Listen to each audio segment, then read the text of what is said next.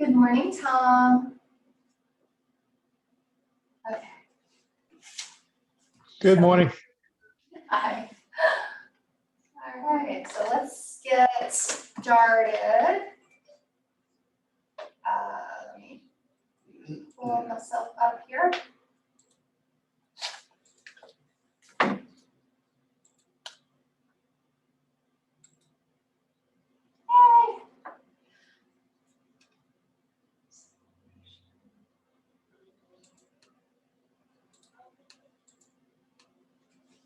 So today we're gonna find some sellers.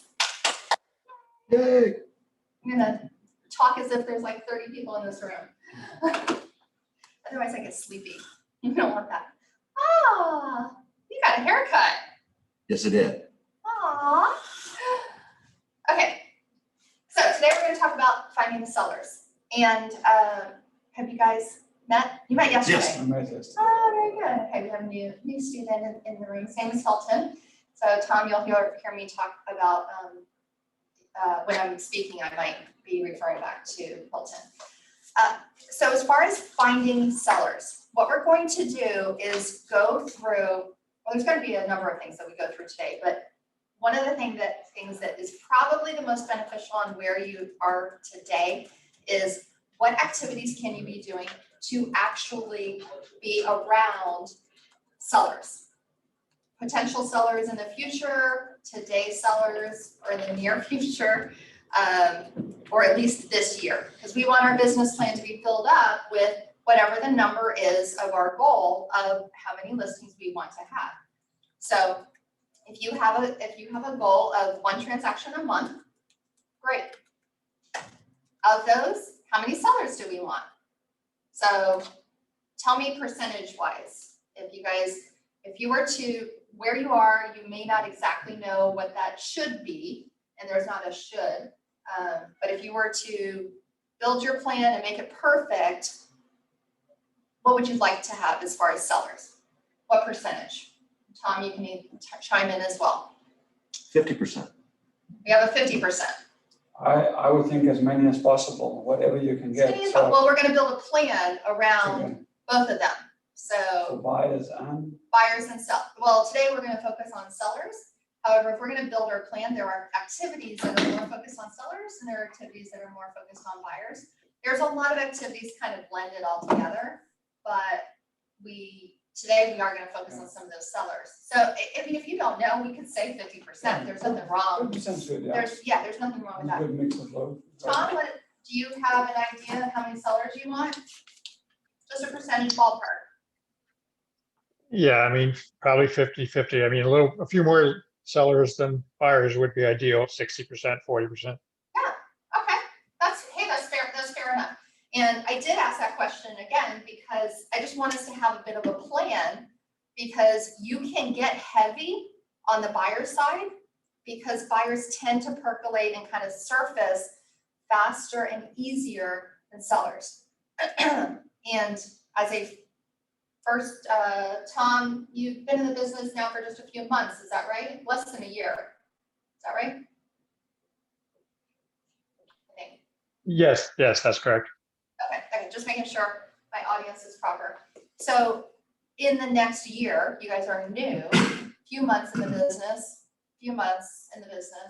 Well, you guys are similar, that came from another company after a few months.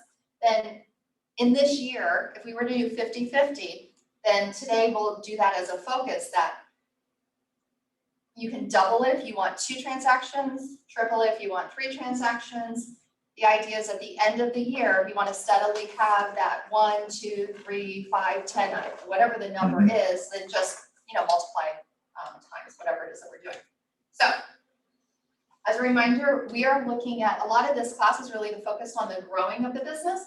So by growing of the business, we are lead generating, listing and sell and buyers presentations. And I want to mention one thing you may see, if it hasn't happened yet. There is an agent who is looking for a partner. And I would love to see a few people that want to do this, to practice between not only putting together your listing presentation, and we have a basic one that you can add to or you can change it, she's looking for somebody to actually practice going through it Mhm. instead of first time being in front of a seller. She actually wants to kind of practice going through that presentation. So if there's a group of people that are interested, I'm letting you guys know, we should be practicing that presentation and going through it, knowing what it means to go through. If you list too high, if you don't market it properly, if your seller is not prepared for getting a contract and then freaks out and cancels a contract, my personal life right now. It's like, oh, I really have to move? Yes, when you accept a contract, you have to plan on moving. Anyway, side story. So we do want those things to happen. So having your presentations and going through those and practicing those on a regular basis. So let me know if you want to be connected with that person, that would be great. Of course, remember to be previewing real estate. Tom, you had been, I believe I might have asked this on Monday. Not sure, Monday was weird, we didn't have electricity, I was doing it from home. Have you started doing some previewing? Have you been doing some previewing Yes. of property? I know, from your boat. Yeah. Honking the horn. Because that's what he does. He just drives around on his boat, trying to find people. That's a great lead generating tactic. I find them. Yeah, and you do find them. So then, of course, the running of the business. These are the things that we get caught up in. And if we are not spending time growing the business and we're just running the business, then we are out there. Yes, we are servicing the listings that we have. We are taking buyers to show properties. We are doing those types of things. And we just need to be careful with our time that we don't have, yay, we have a client or we have 2 clients. And then we're not planning for when that client closes, what's the next client? So it's almost like, okay, I have my 1 client, let me get everything perfect. And then when that client closes, oh, now I have to work to get another client. The idea is to be working simultaneously.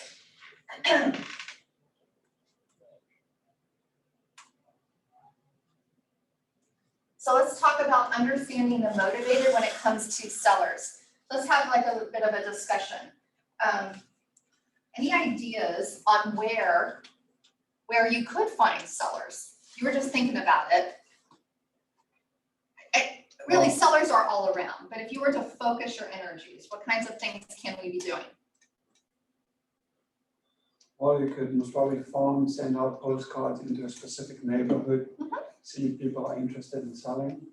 So farming, and farming can be done by paper, postcard, things like that, and also farming can be done electronically. Yeah. Having Facebook groups, social media platform that you're working with to Like- farm.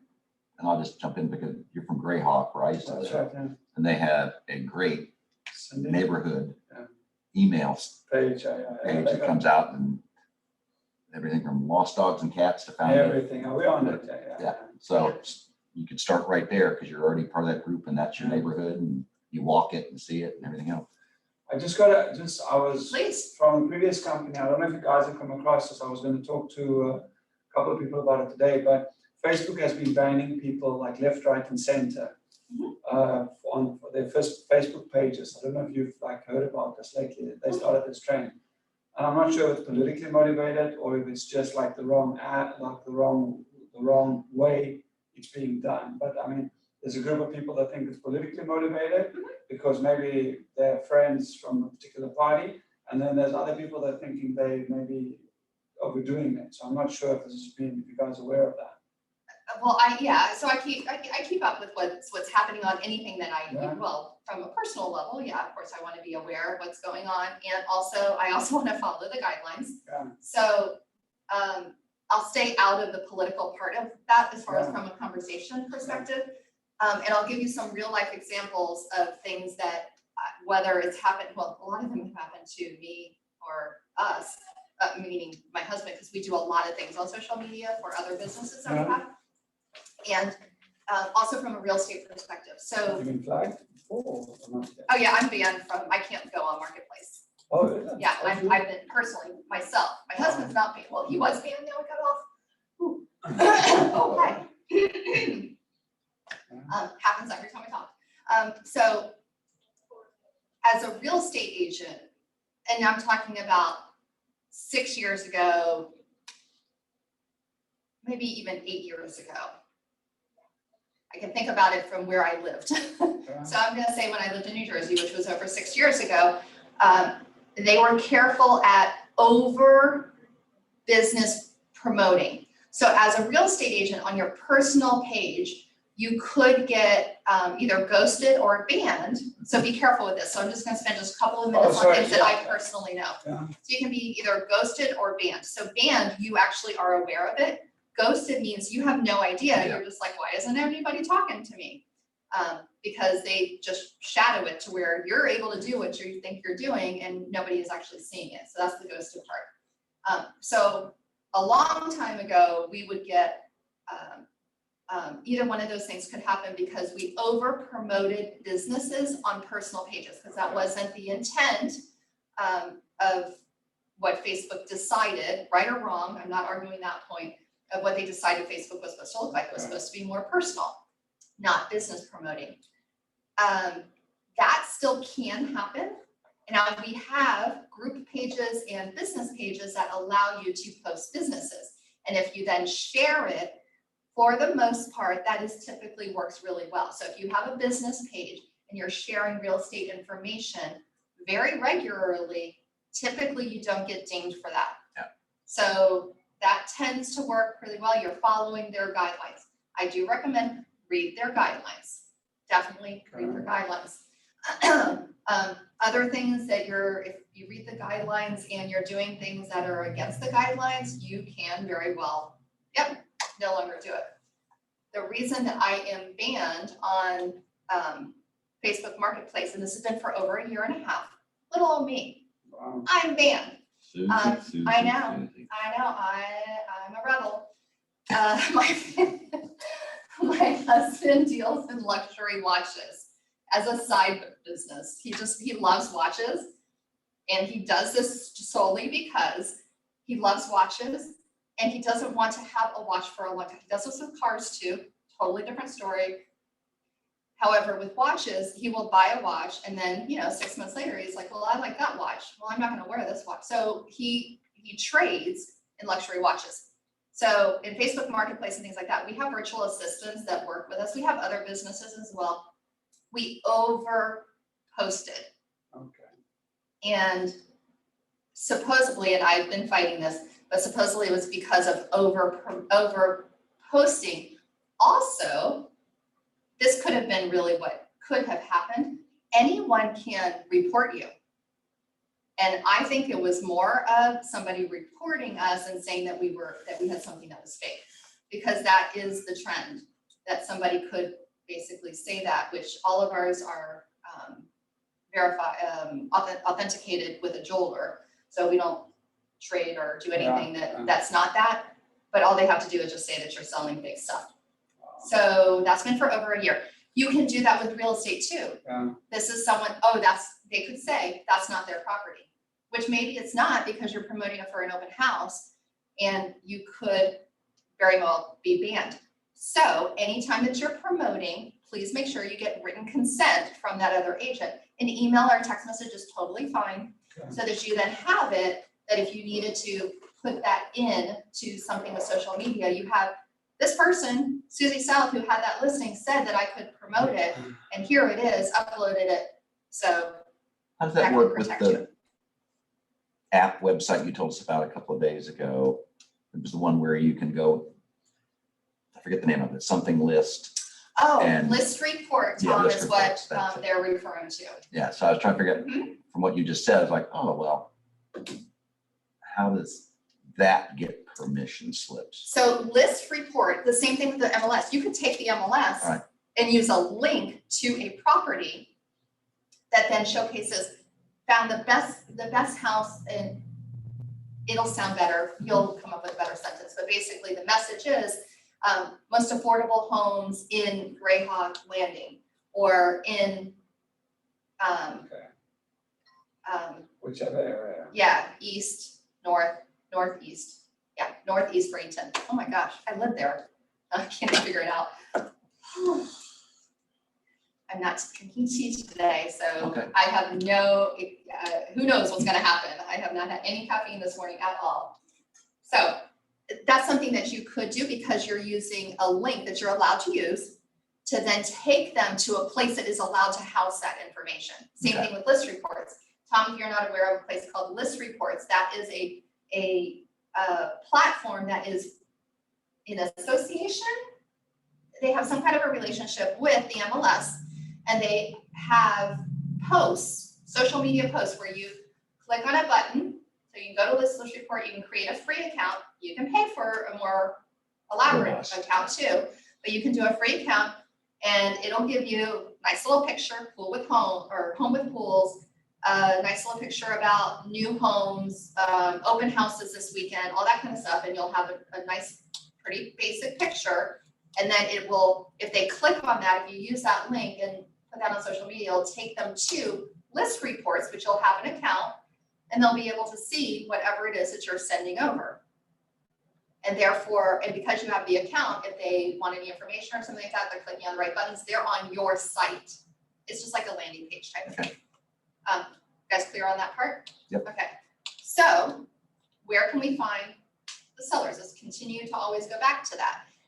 If you have not been on those, and it sounds like you guys are at least aware of it, that is a wonderful, I don't think I'll be in trouble with saying, I'm gonna say mining. Mining, following every guideline. Does that protect me? I think that protects me, right? Following every guideline, you can be mining for people that are in the process of getting ready to sell. Buyers too are there. However, sellers are there incognito. So what would they possibly post on a site like that that is giving you an indication that they are looking at possibly selling? What kinds of things, aside from I'm thinking of selling? What type of kind of secret language, what kind of words, what types of things would they be doing? Maybe That would questions, maybe get what's the them. house worth? Some maybe questions of what's the house worth or. Maybe they saw a listing, No, I said- maybe they saw a house and say, anybody know what that house sold for? You might see something like that, okay? Anything else? There's a ton of them, so I'm gonna force you guys to participate to give me some ideas. I'm looking at you, Brad, your fancy haircut. Look at him. Okay, ask the I question can again, just, please. please ask you the question again. So if you are on one of these pages that are associated with a group of any kind, whether it's a location group, like the neighborhood that you live in, or a group that you're associated with because of things that you like to do, a boat building site Mhm. page. Myself, I'm in the baking things. I'm on a bunch of those pages. If you're in gardening, if you're in cycling, walking, hiking, fishing. Tom, what do you like to do for fun? Vacation, beach, Travel? boat. Yep. So travel, beaches, okay. There are definitely beach event types of things that are out there. I do like the beach, but I don't think I'm enough to be part of a page. So whatever it is that you like to do, there are going to be people that are going to say things. So yes, what a home is worth. Let's be a little bit more creative. Think outside of that. Somebody makes a comment about something that's happening in their life that could mean that they need to make a change to where they live. Oh, their kids are going away to Kids are going college. to school. They're- Good. In I my was making case, sure that you get you know, my mother lived with us and now she needs to go to assisted living. So Yeah. that's a downside. Yeah, your that parent that may person be could with do. you due to, well, this last year, a lot of households have changed. Mhm. Where it could be that, a parent lives with you. Yeah. And, or needs to be living with you, or is living with you and you need more Both room ways. because, It works yeah. both ways. You need more room or you can. yes, skip more back room down. or less room. Or you need, home office because of these weird Home, times. you've decided that having a home office An would be extra really room is beneficial. better. Yeah, absolutely. I get a lot of folks that I deal with is because they're always looking for something on the water. Everybody's They looking all for somebody on the water. Want Well, their dock and their the boat world right that there. you live in has a lot to do with boating. Mhm. So that's something that you do. You have a lot to do with a lot of, your kids are in a lot of sports. And then also your family, because of the medical industry and That's right, physicians, yeah. that there's a lot of that. So that conversation is happening in with you. So those are pages that you can be a part of. It can be exhausting. Social media, period, could be exhausting. However, if you're using that as part of your lead generating and you have that, let's say it's 2 hours a day that you're lead generating, that might be a fabulous way to be mining for those people. Okay. Thank you, Tom, for letting me know. We'll be fine. We are recording. Let me check. It's I actually check this inter- over and over again to make sure I'm recording. Yep, I'm recording. Okay. Yes.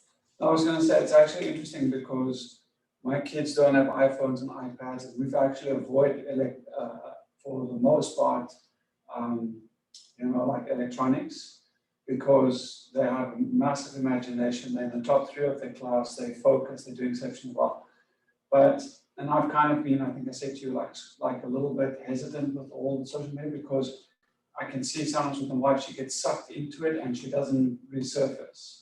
It's For like hours. For hours, and It it's can a deep, it's like just a deep abyss. Yeah. So I guess what I'm trying to say is I'm very cognizant of being purposeful, and I was gonna You talk about are- it, and just like half an hour, that's it, I don't get lost, I try not to get lost in it, And because you waste so much time. oh, it's terrible. Yeah, I know. Yeah, it can be absolutely horrific. So Tom, just to make sure that you heard the high points of what Hilton had said is that, in his family, his children at this point don't have the phones to be on them as much. And so from a lifestyle, they're not on social media every moment of the day, like most of us, live like this, and don't see everything else that's happening around us.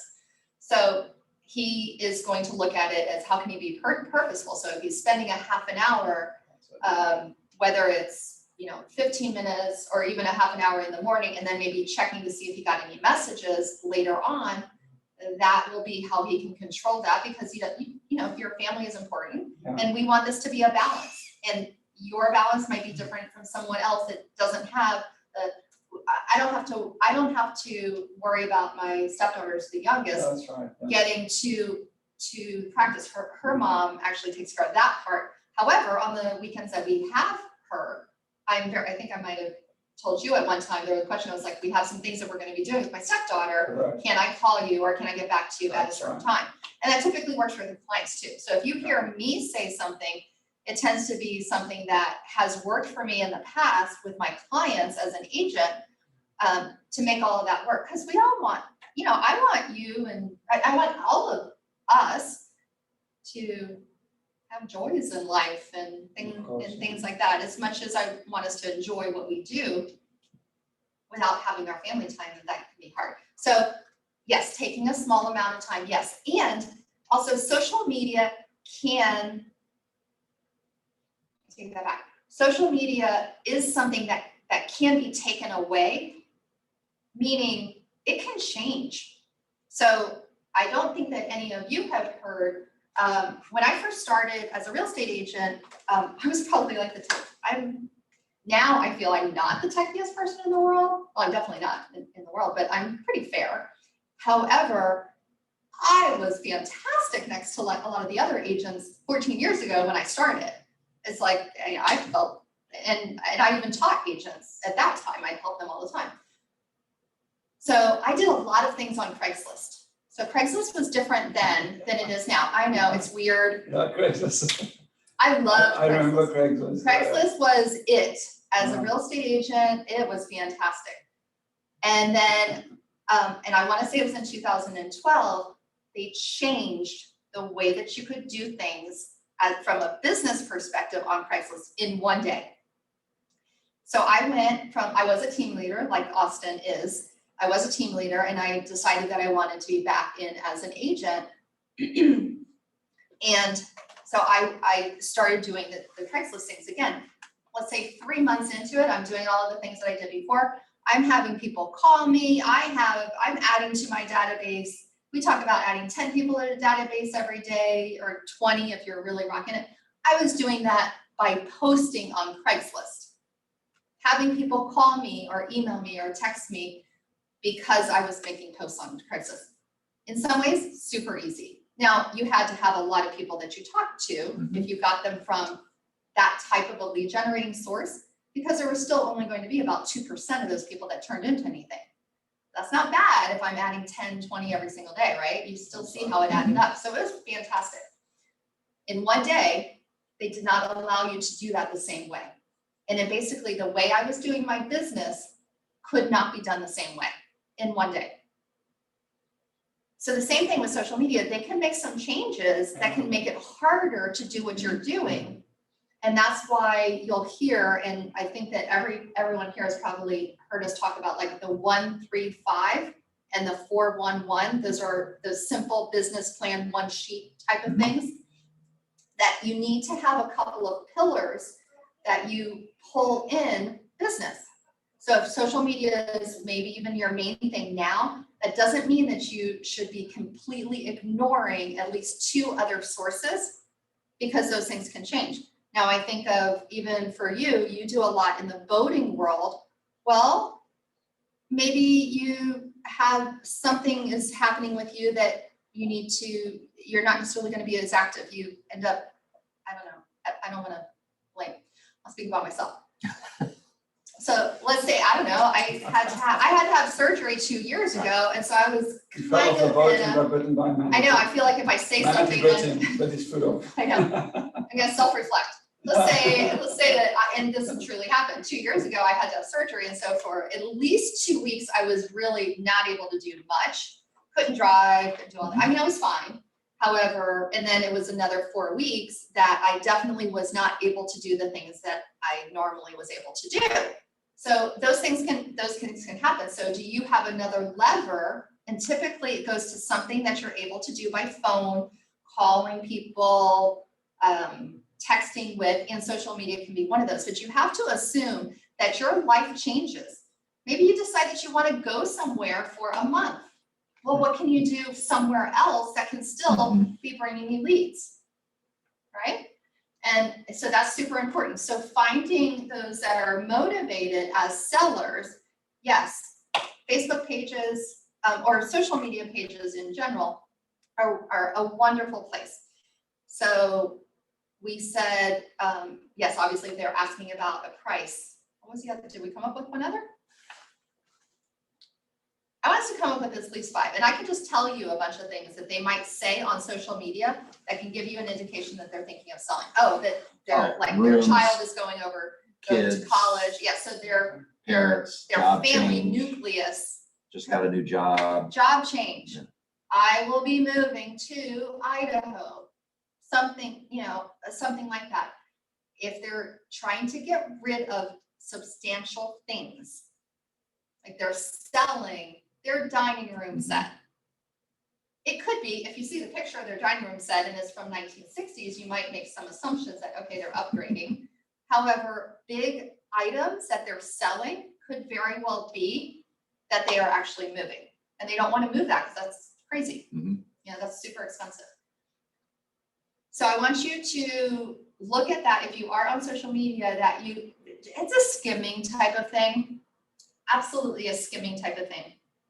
And there are tons of these pages. Now I realize I'm telling you guys all to be doing the same thing. You will start to see other names of agents that are in this office or in other places that you'll see them actually start to comment, because I'm not telling you anything that I'm not telling anybody else. I also want you to think about the fact that we have 175 agents in this office or somewhere around there. That's a lot of agents. And if you're only seeing a couple of names, that's telling you those are the only ones that are doing it. Yeah. And private messages versus a comment on a post will get you further. So do that if it's something that's specific. And it should be fairly casual and not the jumping on them. We don't pounce. Well, you can pounce. You probably get further by not pouncing. And it just be more casual. I know this you're selling that, I know this may be a crazy question, but are you possibly thinking of selling your house? That's I or we, meaning the entire office, are desperate to find some sellers. So we have so many buyers right now. It's a basic question, probably not too in your face, Mhm. and then just treat that and turn that into a question that you would ask, your style, Tom's style. Okay. So that's one of them. Where else can we find them? That was just social media. Where else can we find sellers? Everywhere. They're everywhere. Okay, what does everywhere mean? Grocery stores. Okay, let's think of something that's maybe a little bit more targeted. Well, I'm in certain groups, like Maritime Museum. and Okay, like Board of groups that you actually Directors meet up. and- Yeah, things like that. So I'm gonna put that as organizations, whether it's business-wise or hobby, Mhm. some type of a somewhat formal, well, that's pretty formal organization. There are networking groups. If you have not joined one, I suggest that you look for one, and there are a bunch of them that are not a organization that you really have to pay to be part of. And then there are also some that you can pay to be part of. BNI, which is like Mhm. Business Networking International, I think I'm saying that one right. Yep, Something you like are. that. Am I right? Okay. That is one of the ones that I consistently hear is probably one of the ones that can bring you the most amount of business. I say that, when it comes to being a real estate agent, they probably have 10 people on a waiting list. That's right, they have one. I actually contacted the one who was in You already did? Sarasota. And they had someone from Michael Saunders on there already done with us that I think she already covers. Yeah. So she does the talk and everything. So they allow one person on. Correct, it's one from every sector Industry of or the sector, industry. That's right. they Yeah. have one from every So sector. you will not have a second real estate agent. On occasion, they will have like a sub. I was a sub for one when I was in New Jersey, that it was a gentleman that was going to be out, he ended up having surgery. I want to keep this away from other people, because I don't want anybody having surgery. He was, so that was for him, so I actually subbed for him for 3 months. And I got business from BNI, and they didn't know me, except that he said I was, he endorsed me. Legit, Yeah, he endorsed me. So when I went to that meeting, they had the same expectation of me, and I had to perform properly, just like he did. I had to bring in referrals for them. Who's to say that you don't create your own networking group? You can, and we spoke about this a few classes ago, about having, or if I didn't, I apologize, I will say this again, about having a nucleus, having your core advocates. So as the next 12 months, one of the things that can be your most effective way to have business is for you to find people that can be your core advocates. And who that is tends to be your significant others, can be great one. This is amazing. She is. I adore her. I'm doing it with my pledge class for my fraternity. Yes, so your pledge class from your 84. fraternity from 1985. Yeah. If it's a good group, yeah, that can be part of it. A lot of times it is a few people from your family or your very close friend, your best friends. Those are going to be the ones that you need to talk to, and you, all of us. So you need to have that kind of a person that they are trained. We have to train them, that when they hear somebody say something about real estate, or that they are just kind of talking about, yeah, we're probably gonna have to have our parent move in, things like that. They need to be able to go to them and say, you need to call so-and-so. They might, maybe you need to find another house. So training them, teaching them a script is critical for that. So, because they want to see you succeed, and somebody that cares about you and knows that you'll do a good job and you're a professional and want to see you succeed, they are more likely to be the one that then says that. You can also take them with you to places, and then they can be the one that does that. So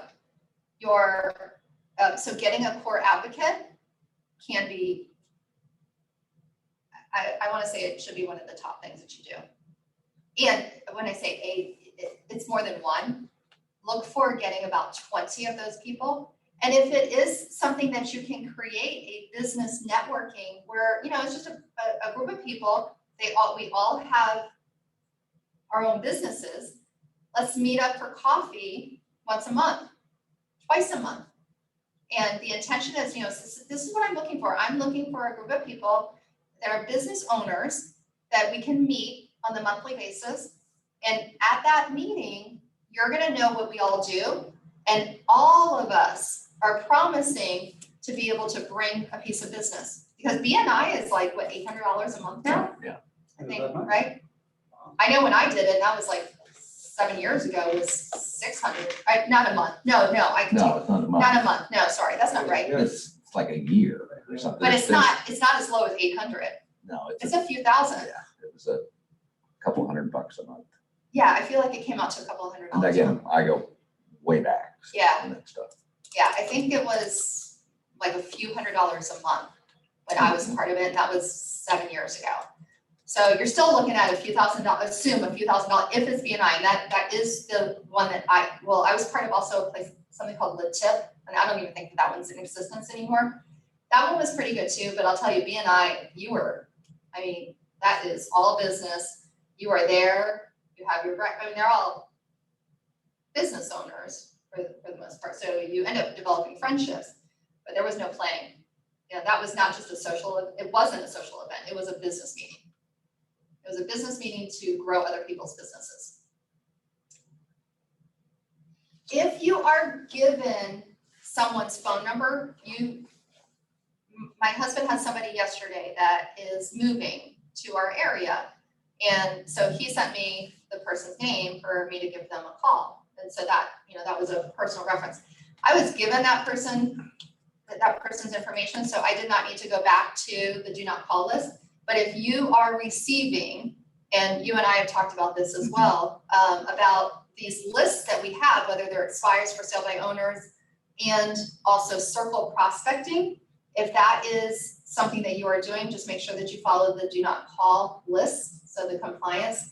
We have something, so anytime that I send that to you, especially for the first time, you're gonna get what the regulations are, so that you make sure that you follow them. I had to do my public service announcement, make sure I don't get in trouble. Yeah, just because I looked up BNI, Yeah. application fee is $300 now. So an application fee for BNI And is then $300. $700 for a 1-year membership. $700? Yeah. That's gone down. It There has is gone down. no way that it Well, was it's now, they're 700. now franchising it out. So you can become a franchisee and you have to have $80,000 in liquid capital to start your own group. And then So bring they have people in, franchised and it then out. You get those pieces of money and they're just getting a piece back. It's a franchise. It's this. Oh, interesting. So why do you have to do it under BNI? Like, what's the reason to do it under BNI? Really, like I said, And given the fact that we have social media, why? And it could also be something that's fabulous. It would probably still bring you business, but in the meantime, if they're requiring that you have so much money in liquid cash, and you may not have that, or you may not even just why do that, then make your own. Get a group of people, have business meetings. You probably have somebody who is looking to sell in your database. So I know the two of you have a pretty decent sized database. Tom, have you been able to get to the point that you maybe have 200 people in your database from people that you knew before real estate or as you've grown it? No, I have about 100. Okay. So even with 100, the odds are, and we consistently are using databases and have results from agents that we're able to give this number, you probably have 10 people, if it's 100, you probably have about 10% of them that are either them or someone that they know that's in their circle that is going to be selling or buying in the next 12 months.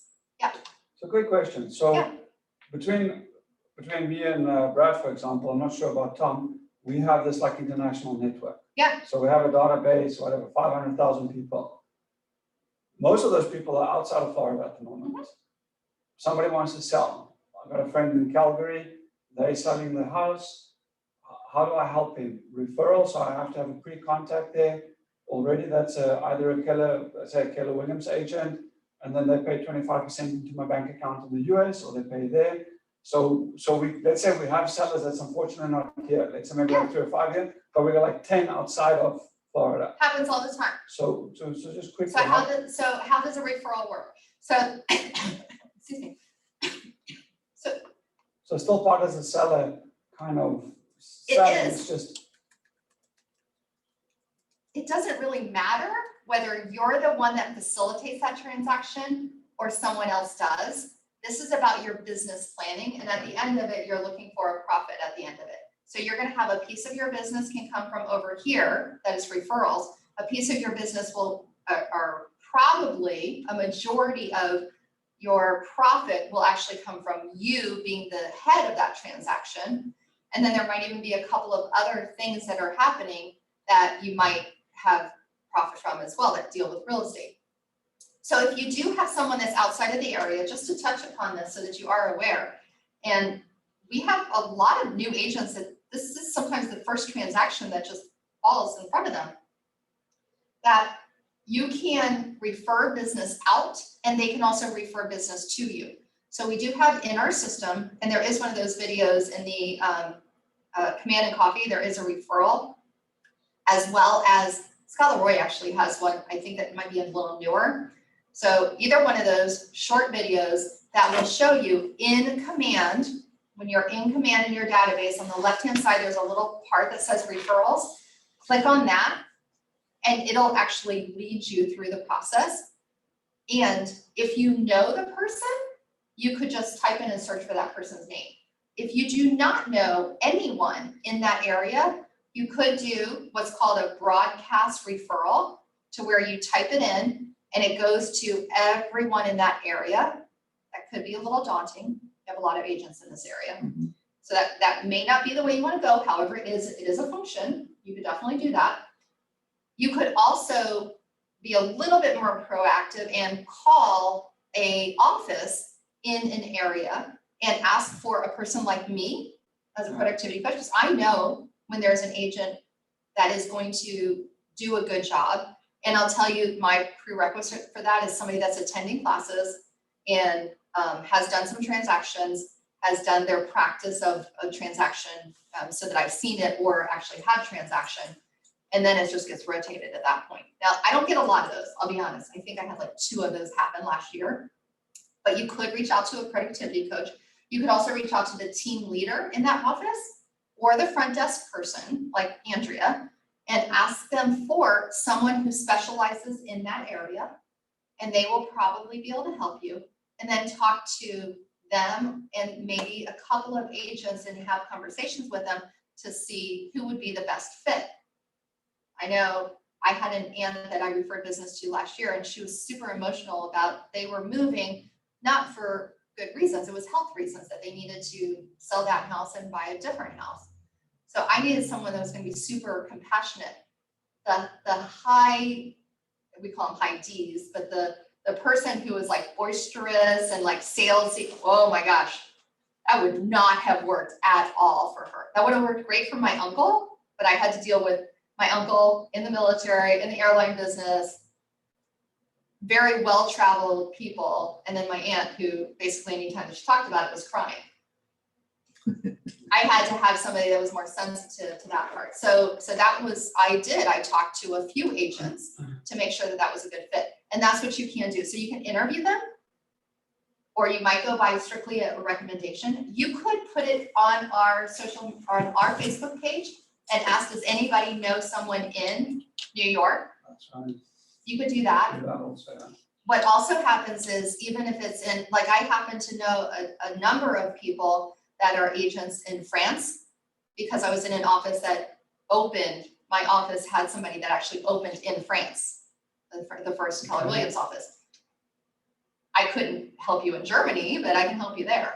So how's the mechanics then? So like, is it? So it goes into, yes, into the system. So whether you find that person by searching for them or you call those offices, you then in the system can actually attach them. And then what is it, like the standard is what, like 25%? It's pretty common to be 25%, and I have seen less and also more. Okay. And then how do they pay? Do they pay into your US account? Like, let's say. It's a commission, it comes to our office. Oh, so it comes to the office? Yeah. Okay. Now, if it's international, I will say check with Sam on how that works, but I'm thinking it's the same thing, that the money gets to the office, because it can't pay you directly. That's right. It has to be a To commission. the office, yeah. So it would go to the office. How the mechanics of international, I don't know. Okay, so. I mean, in theory, it's money comes in. Yeah, because it goes to the office and the office then pays, yeah. Yeah, she'll have account numbers and wire transfer Yeah. numbers and all that type of stuff. I'm guessing it would be a wire transfer. I Yeah. can imagine that if they send a check. No, yeah. But who knows? I don't know. Okay. Cause I'm doing reverse, because like, if you go to KW Worldwide. Yeah. They're not open in Australia. Right. Okay, Or, okay, so, I didn't know that. yeah, they're not, okay. they just open in Uruguay, where I've got some friends, so I've reached out to them. Of course, you have Okay. friends in Uruguay. So. But I had a publicist in every major Mhm. market in Yeah. Australia and New Zealand. So I reached out to all of those guys in one of my command, Excellent. smart plans. He's it goes using to a smart them. plan. And I'm saying, I need the best real estate agent and I put Perfect. parameters in Sydney, Melbourne, Brisbane, Perth, Right. Adelaide, et cetera, All these major cities that And, you yeah. know people. that I know people and have done business in for 8 years. And they're like, congratulations on your maneuver, then I'll send it Yeah. back, well, I'll send you some. So Your John gathering. Bennett in Brisbane has sent me the guy that he thinks is the best. Oh, wow. So we're gonna establish a connection. Yeah. And figure this out, because I can just hit him with the investment platform and go, Right. hey, we're in a great spot, real estate doing this. I can do the same for you, because I still have all these other international connections that are moving into Australia for Right. business for some reason. So you start it, and it's not Keller Williams at all. And that's okay. And That's, yeah, it which is, doesn't doesn't have, have so to be a within the referral same does not group. have to be Keller Williams. It can be any company that is out there.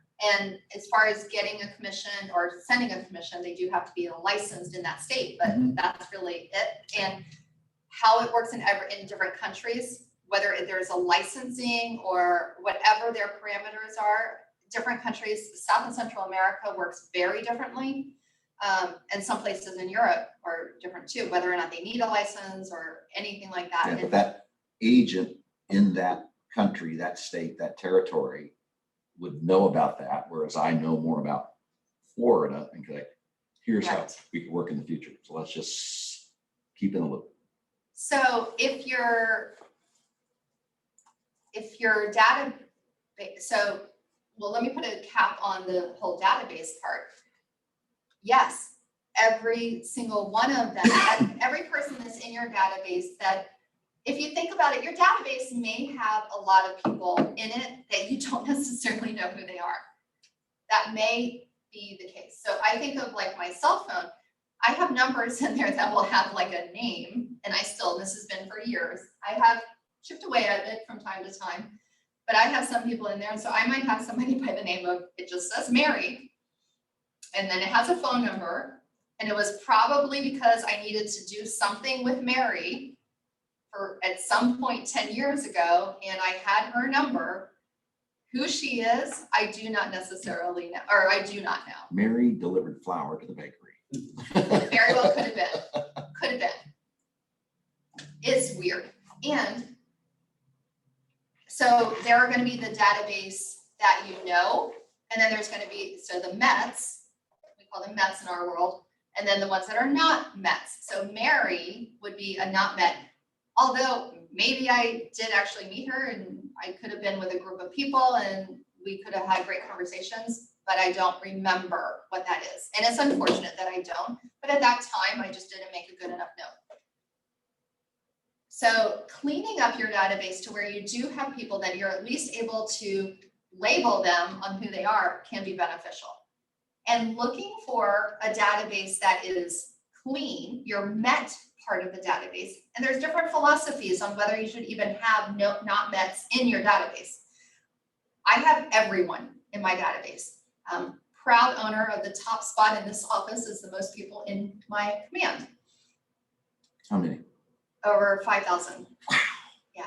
you probably beat me if you put everything in there. And I don't necessarily That's a suggest lot. putting everybody in there. No, that's a lot. I will say it actually bogs down the system for you personally. So when I pull up a contact, it actually takes longer than it should because I have more people in there. In And Command, can you like kind of take these people and separate them in regions and things like that? You do whatever, you can I set could, yes. You can filters. filter. tabs. so you can filter. So I have an admin person. I keep pushing it. It's like she has things that she's doing and that just keeps staying on the bottom. So it's never been, it's in like a year, it has not moved up into something that she's working on at all yet. And yes, you can tag them, you can label them. They're tags in our system, we call them tags.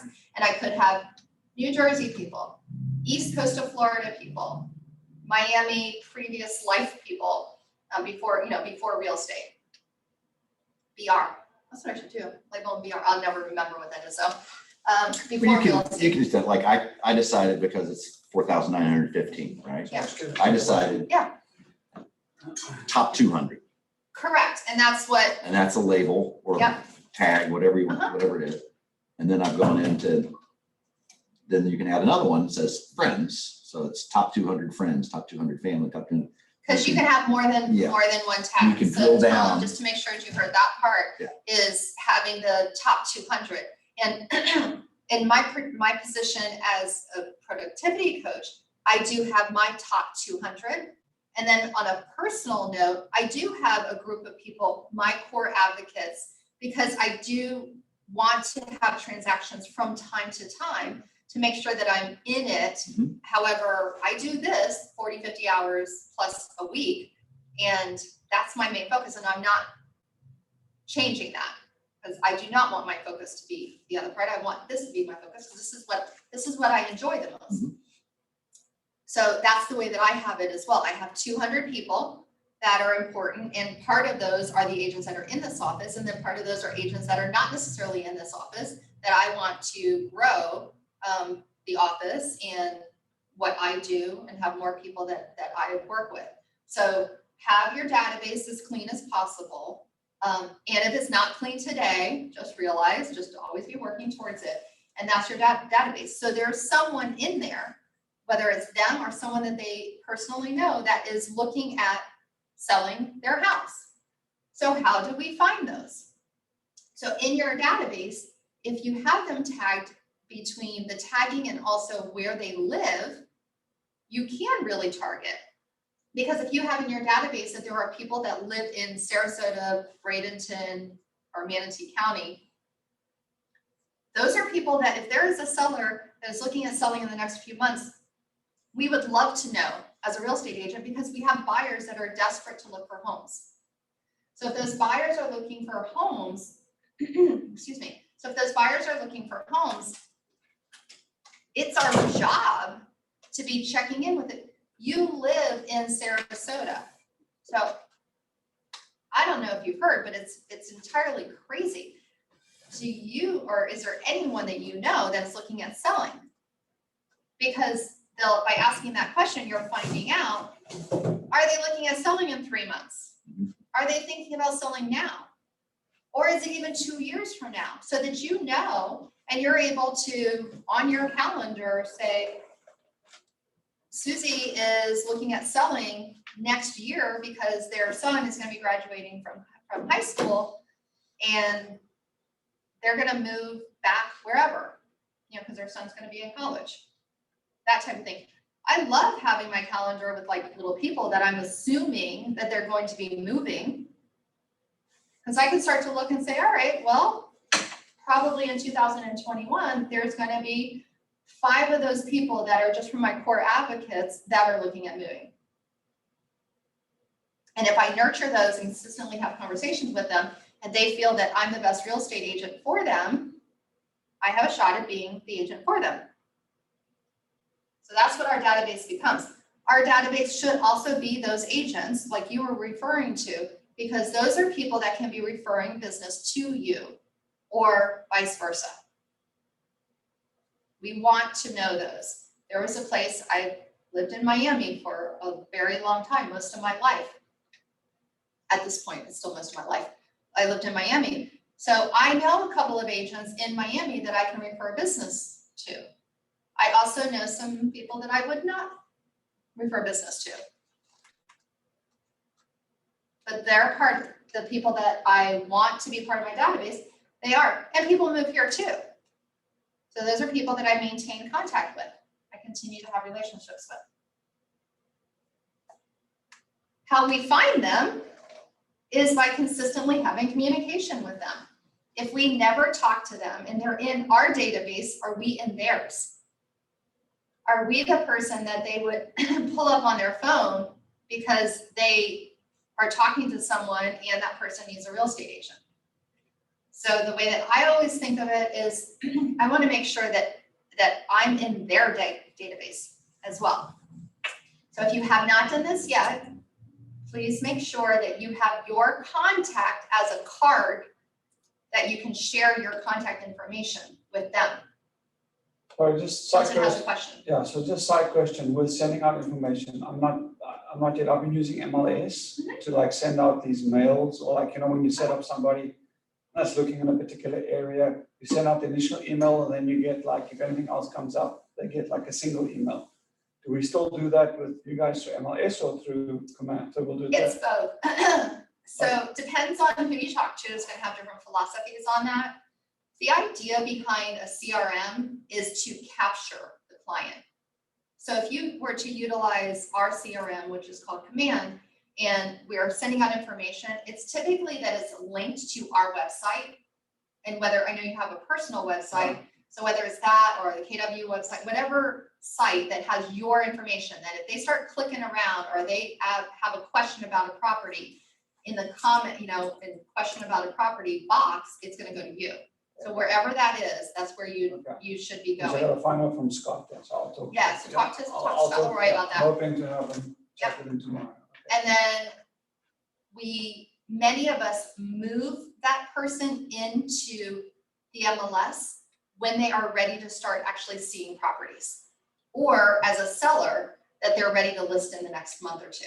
Okay, so why is that? Why? Oh, so then you have to do. Because the MLS has more information Yes. than our websites do typically. Okay, It shows more of the boxes than most websites. Most websites have the main criteria, but they don't have everything. correct. So we can be a little bit more targeted with the MLS. So that's where a lot of agents move from, they've turned into like the A buyer or hot, however you want to label it. So this is the person that looks to be a seller or a buyer in the next 3 months.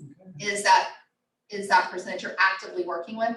That's when they go over to the MLS. Now, if you have a really robust site, Boomtown is the name that I was thinking of the other day. Boomtown, Okay. yeah. So that's an expensive CRM system, about $5,000 to $6,000 a month. But whatever your CRM system is, it tends to be, that's what you're capturing and systematically communicating with your database. And then you can still use just that. You can. It's just not as robust. What many of us will then transfer them over to the MLS to send them out their daily alerts, new property, this sold, those types of things. And that would be, you'd set them up on a very specific alert that would go out. So they will still use MLS for that. And then we use, yeah. Okay, so A command, lot of people do it that way.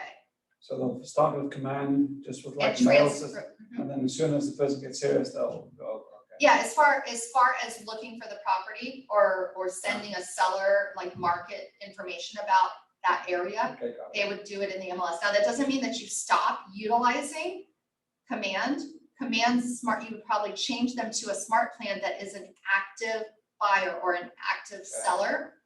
And that's more of, if you're actively working with them as a seller, then there's tips for sellers. So you would probably have a smart plan that goes through Command in addition to the other, but to them it looks the same because it's still coming from whatever your email address Okay, is. got it. Okay. So how we find those seller leads is systematically communicating with our database. And our database is what we have today, and as we grow that database. And I think, Hilton, you may or not, because I know you stepped out for a second, just to make sure, we want to make sure that we are also in their database, that they know if they're looking for properties in this general area, however you want to label it, you want to make sure that you are the person to do that. So Make sure you have that card, when I say card, well, you should have a card, but also electronically that you can share your contact information with them. And be sure to have in the information that it has the targeted words. So if they're searching, that they're gonna find it. And that may not be Sarasota, Manatee County or Minnesota. Please don't use Minnesota for people that don't live in this area. I didn't know for a long time. Like I was here for months. I was like, what does that mean? I was scared to ask anybody. It's an Indian. I tried looking it up, but I never It's saw an like a Indian tribe. definition. It is?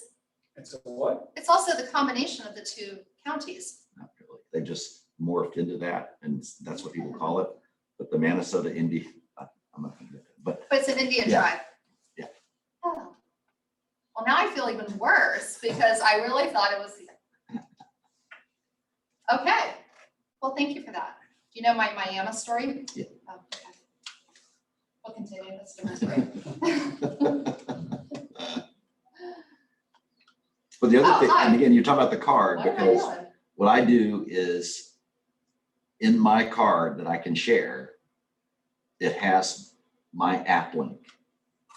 Yes. Oh, Okay. good. Mhm. That's a- So as So I'm Brad talking has to you, added I'm this gonna app. share this with you right now, Yeah, and I send it, and when you go down into the thing, I said, that you'll notice the last line is my app link. Click on that, It's a link to And his they app that's do. also in his and then all of a contact information. sudden, here on the phone, yeah. you've got the KW. So you do that, and they're like, and you help them set it up Mhm. when you can, and all of a sudden, and then go to the more thing, and you can just share me. And it just, they can share through text or email or whatever, they get more and more people, and then those guys set up their own little neighborhoods, so all of a sudden, you know where they, How do you Yeah. find the app? Not too many glitches. It's pretty smooth. works very, very, very nice. It's a pretty smooth app. Pretty smooth.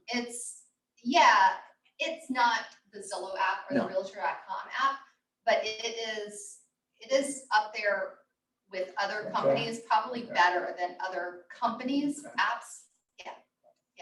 So that's, So if we're I've got you face to happy. face, Yeah, I'm doing that. So you have me in your database, yeah. and you have the app on the phone, and you know how to send it to others. Correct. And the little note they get is, this is my great agent, William Radford Bryant, you can do this, sign up and whatever. Awesome. So that is just another addition to how you can make that work. Another place that you can find sellers are open houses. So you may have heard me say how open houses are a place to find seller leads. If you did not think about that, because many of us think that open houses are really more about buyers, the weight is probably heavier. If you have 10 people come to an open house, it probably will have more buyers than it would sellers. However, if you have great conversations with these people, they live somewhere, and sometimes where they live is a place that they need to sell. They may be renters, that could be the case too, but they could very well be sellers. Also, neighbors come to open houses. They do come to open houses. And if you have a really good plan, you did come to the open house class the other day. So, Tom, did you have access to the open house class? I don't know if your office showed that, the open house class that we had a week or two ago.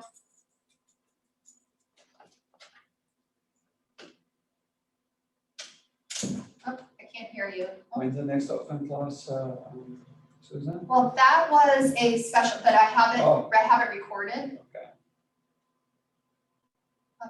Tom, if you said something, I don't know. Not able to hear you. Oh, I'm not. If you are talking, just know that we're not able to hear you at the moment. I don't know if it's on my end or your end. So there is an open house. Oh, he's sending a chat. Okay. I will make sure that you get the link to the open house class that we had. Yeah, for some reason, Tom, I'm sorry, we're not able to hear you. Okay, so if you were not able to attend, thank you for sharing that. I'll make sure that you get it, and I know that you obviously weren't able to attend. We will make sure that you get that. Thank you. So the open house class had, part of it was that you were going and doing some door knocking, whether they had some virtual things that they did too. So during certain periods of time, it might be more appropriate to do it that way. However, circle prospecting in the area, making phone calls or door knocking in the area for an open house that you're doing, it's just that personal invitation. And whether you position it that, you're doing an open house specifically for, let's say you do it on the Thursday before the Saturday, and I realize we're selling houses before the weekends, that does happen right now. However, sometimes it's not, and sometimes you're collecting offers, so you're still gonna have that open house on Saturday or Sunday. You could have an open house on Thursday before the Saturday that you're gonna have the public open house, and that open house could really be for your the neighbors of that home. So imagine having, whether it's like light hors d'oeuvres or just cheese and wine or whatever you're able to do.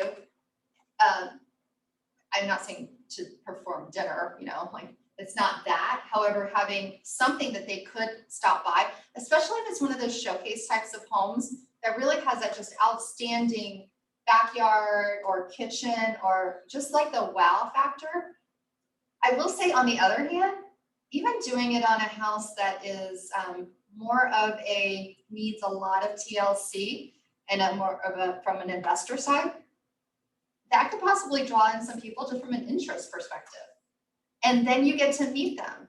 So by inviting them to that, whether you send out cards to remind them or let them know about it, knocking on doors, making phone calls, you could do all of those things to get them to come and do it on a Thursday from 6:30 to 7:30. It's not terribly late. The other thing there too is like Lakewood Ranch, where you get your Yep. one Lakewood Ranch sign. Yep. And that's it. So if you're doing a number of these and you're following the 40 signs plan, okay, then all of a sudden your name is the only one up on Thursday night as everybody comes home in this area. So Tom, just to make sure that Because you're allowed you're to do able open to house hear what signs. Brad said is by doing it on a little bit of a different time, instead of competing on Saturday, especially, we sell a lot of houses here, so it's not unusual to see 3 or 4 people's names, and they do start to blur, because if they're seeing a sign, they're no longer reading the name. And if you are doing it on Thursday night, then they might have that as the only thing that they see, which is then that name recognition. Because this is the long-term benefit of doing these types of things. So those open houses are places that we find sellers. I want you to be prepared with a seller package of some sort. And again, you can go right into Command. There is a seller's listing presentation that you can take from that and use the parts, take out the neighborhood specific and have it general enough that any open house that you do, if you have somebody that comes in, you're able to say to them, let's say they come in and they indicate that they are looking at selling in a couple of months. And you can ask, we're working with buyers all the time. Would you be interested if I have someone that I meet today, or even before you're ready 3 months from now, that is looking at buying in this neighborhood, could I give you a call and just see? We might be able to have your home sold without it ever really going on the market. And that might be more convenient for you. And a lot of people, that sounds appealing to them. You're still looking for your commission on your side, but you could do a sale before it ever goes on the market. That could absolutely happen. There's ways to do it. So I'm not going into all of those details. But if you have your seller's packet and you just assume that you're going to either be showing homes or looking at a home after the open house, your open house ends at 4 o'clock, let's say, and you have in your schedule that you're just assuming that there might be something that you're doing right after that, you can talk to that seller and say, I'd love to come over right after the open house. Is that okay? Just to take a look at, so that if I do have somebody that is a future buyer in this neighborhood, that I know that I need to call you. Preview. It's a preview. lot of people are open to that. There's a lot of people that will totally freak out if you say that, and they're like, absolutely not, that's weird, I don't want you in my house. Don't worry about that part, just worry about that once in a while you will have somebody that does that, so have your packet. And if you have that as a conversation, when you do have those neighbors that come in, because if you do have 10 people come in, likelihood is probably that one of them is going to be from the area that may not even be interested in buying at the moment. You might have that appointment that is, in essence, it's a listing appointment. It's not really a listing appointment for them, but you are establishing that relationship, and why not interview for the job at that moment? Mhm. So we spoke briefly about the referral part, and if you didn't exactly follow, go in and just kind of inspect what the referral part of command is, because every agent that is in Keller Williams, definitely in America, in US as well as Canada, is in there. I do not know if that's the case internationally. I'm pretty sure it is because it's part of the system. So they're there. So just kind of check it out. And when you need a referral, that's how you would actually fill it out, because then the other person accepts it. You fill it out. If you have the person, you fill everything out, and then it gets sent to that person and they hit accept, and then you guys are tracked together. Make sure you're protected. Yeah, I did that because in my Had initial email blast that went out to everybody I knew, Yeah, I got 4, I can't believe it, my wife does this or my husband does that. He's with this one in San Antonio, Atlanta, Birmingham, and then in Tampa. Wow. And I'm like, we can work together. And immediately I so those are all contacted- agents Yeah, in those areas. Yeah, so I contacted all of them and we're all Make on the sure you're little- connected. connected in the system, so it's So automatic. so Brad, from working in his database and getting in contact with people, found a handful of people that are actually real estate agents. And That I he now either knew has them them. or it was their spouse. And so all of Yeah, a sudden, oh, it's just okay, like, yeah, oh, you gotta talk to Brad, or Yeah. Brad's gonna call you. And I actually followed up, did phone calls with everybody. well, and that's what we're supposed to do. Right. Yeah, have you sent a card? Make sure they have your card. Yes, Oh, good. and they have my app, So quick question, And because they weren't utilizing the app, and so I told them about the app. so quick questions on the agent. Yeah. So, nobody wants to deal with a new agent. So when you have a referral, you got a good customer, a good client, They never ask you if you're new. that's the thing. No, but that's what I wanna ask you. So I mean, obviously there's gonna be new agents that are gonna be a lot more enthusiastic and willing to help and wanting to go the extra mile. Or there's gonna be experienced agents, like when you're doing referrals or dealing with other people, do you want to really deal with someone that's more experienced? Let's say we've got someone in Miami, you want someone at least 2 years up, or is there a kind of a breaking point? So it happens less than you would think, that they're requiring or that they are worried about you being new. Okay. A lot of the times we, as new agents, walk into that conversation that never would have happened if it weren't for, we opened the door for that That's conversation somehow. Oh, you mean being new? Being new, yeah. It frequently does not come up, and yet once in a while it does. So you need to be prepared for if it does. On you yourself are new, however, you're part of a team that's not new. Correct. Correct. So if that part comes up, you have the ability at any time to lean on experience if you need to. You don't have to, but if you need to, you can. And so if that does come up, like let's say they ask a question and at some point it's revealed that you are new. And I'm not saying that you hide it, I'm just saying it a lot of times doesn't come up. Okay. It will probably come up more with sellers than it is buyers. Correct. And it will probably come up with the higher end sellers versus your $300,000 homes. Correct, yeah. Because they're looking for something different. Yeah. They're looking for something different. So if you feel the need at any time to lean on the fact that, and you might approach it in this kind of a way, well, you know what, I am newer. I've been in the business for less than a year. And what I'd like to do is, we have a top agent in the office that I could make a call and we could set up that they could come in and so that you're represented. You know me, so you know I'm gonna take care of you and that you know that I'm gonna be professional. But because I may not have as much experience as this other person, I wanna have that person as a teammate to ensure that you're properly taken care of. That's right. That has rarely turned out anything but great. Great, yeah. Fair enough. Yeah. Okay. It does. So you have that at any time and say that. And just know, because we do have our ALC, which you know a little bit more about it, but we do have our top agents in the office, that one of them would probably fit that particular, Style. that Because particular. like you said, it'll be more on the listing side, because, I mean, I could be wrong, but the way I understand it with buyers is like, when you help a buyer, like it costs them nothing. I mean, you almost come free of charge. You're just helping them and aiding them and buying them. They're not It really, becomes they're not more really of a paying you, right? Or a buyer doesn't really pay the agent, it's more the Well, seller. they do, because they're paying for the house, but they don't feel it the same way. The seller has already, it's seller- part of the seller's net that they're That's- looking for, so that's they've right. already taken that into account. Yeah. The buyer isn't coming to the table and writing a check for you, Correct. yes. Yeah. That's Yeah. right. but it It's is the part of the seller's- sale. Yeah, it's part of the sale. It's part of the seller- sale side, absolutely, yeah.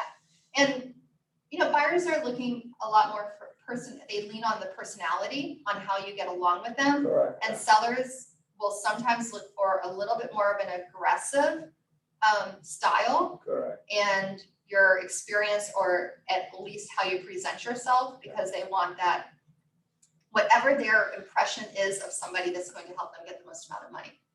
The buyer wants somebody that's just gonna help them. Yeah. So we do need to understand those two roles, and the same person can flip, especially if you're helping them with both of them. It's like, this one, they want things done like this because they want it sold. And then on the buy side, they're taking their own sweet time. It's just like a walk in the park. Are you able to hear me? Oh my Yes, we gosh, are. yes, all of a sudden. Hey, Hey.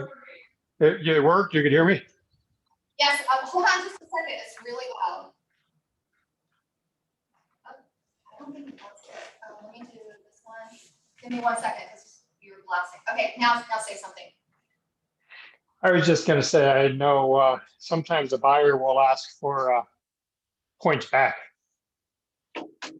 Point. Points? Even though it's the seller that's paying for I'm sorry, not points, commission. Commission. Even though the seller is paying the commission, in some cases, the buyer could say, in an agreement for you to work with them, they'd like you to give 1% of your commission back to them towards the house. That's when I say no. And so Brad just says no. Have you had that happen? Yeah, I heard that, yep. Okay. I may have had that question come up. I want to say I might have had it once. And I work with a lot of you guys. Tom, I'm the productivity coach of this office. And so I'm working with between 20 and 30 agents at any given time. And I've had an office that had like 80. I haven't heard that a lot. Now, if it is coming up, then you could definitely address it however you want to address it. But you also should talk to the broker of your office on what you're able to do and still be ethical. Because you can't buy people's business. Because imagine an advertisement that says that I, as a buyer's agent, will give you back 2%. If it's a 3% listing, I'll give you back 3%. You're buying their business. And we're not allowed to do it that way. It's a kickback. Right, okay. So so just be really careful. When that comes up, make sure that you're covered with your broker conversation. It's gonna be different every time. So on that note, I'm going back to referrals, but what if you have a friend that's promoting you and your friend somehow gets like 3 or 4 buyers or sellers? And You did say that this is a friend of yours, right? so this is a friend. This is not necessarily well, it could be, let's say it could be an agent and a friend. Okay, but you have a relationship with I have a them. relationship, so where's like the legal line? Do I buy my friend a 6-pack of beers, say thank you, Do I give him a gift card? Like, what is kind of the blur and versus the agent? Is there like something or just? There not- is. it's Do you not guys spoken? happen to remember, to get your license, you either $50, had to yeah. study or whether or not it was part of, It was like $50, I think. correct? Yeah. So That's like- the legal answer. so that's a legal answer. That's the legal And everything answer. else is unspoken. I gave you the legal answer. Okay, We're gonna move on, got it. okay? Okay, got it. So just as a reminder, there are some questions and comments that are here that just are great reminders. Getting the details to add them to the database. Saying things like, if you would tell me a little bit about your life. So be careful when we get into the tell me a little bit about your family, we can start to get in trouble. So be careful. I know that is written here. I just want to be super careful about that part. So, what is it you guys like to do is one of the best questions. Some other assessing what their wants and needs and plans are is what is it that you're looking for? What do you want to do? Meaning, and the question is more about the, do you want to sell soon? Do you want to buy soon? Those types of things. Why are you moving? When would you like to do this? How do you plan to do this? So these are the when, what, how, why, all of those things. So those are the connecting questions. And from those connecting questions, you can start to put them into your database and tag them appropriately if there's tags to be done, or put them on a drip campaign if that is what needs to happen, and or attaching them to MLS searches and all of those types of things, whether it's in our system or outside our system. When you are putting them into the database too, there are going to be different ways that you have their category. You can go, it's okay. I just Oh. knew this slide was coming up. I wanted to- Oh. So the seller lead categories can be done, if you think of like a hot, that's the one that you need now, that needs something to happen basically now. A contract, putting in a contract and closing is typically going to be 30, 45 days from the time you put in the contract. Those are the very, very common ones. So is this person ready today? If you showed them a property as a buyer, or if you listed their house today, are they able to actually sell now? So that's the ready, willing, and able today to make all this happen. The B tends to be that they're kind of like starting. So imagine this is a person who is selling their home and they need to do some cleanup stuff. They need to do a little bit of handiwork around the house to have it picture ready, show ready. And that might be that they need a couple of weeks. You can still get them to sign a listing agreement, and there's proper paperwork for a listing that is delayed to go into the system. But that is the person that is like the B.